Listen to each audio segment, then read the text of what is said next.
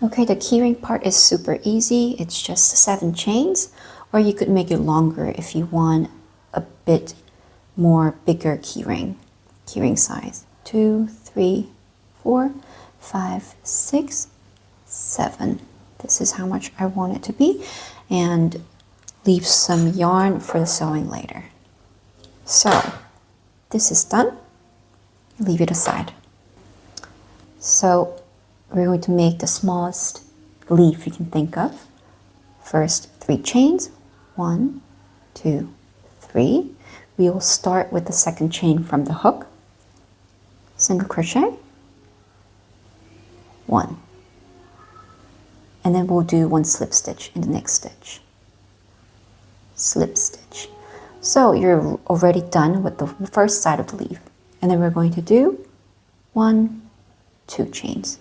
And this means we'll flip the leaf on the other side. We're going to work on these 2 chains that we just did. So since we did slip stitch on this one, this will be slip stitch, slip stitch, and in the next one we will do 1 single crochet, right?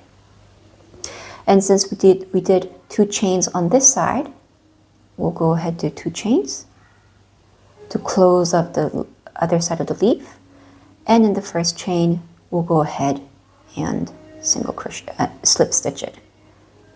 So there were a lot of slip stitches and chains, and I can't even pronounce it right. So now you have a leaf that's shaped like a pizza. Leave some yarn for sewing later.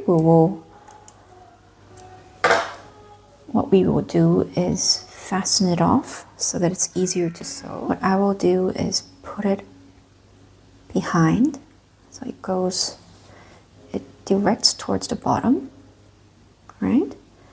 Then it looks like a pizza shape, right? And we'll attach it to the pumpkin.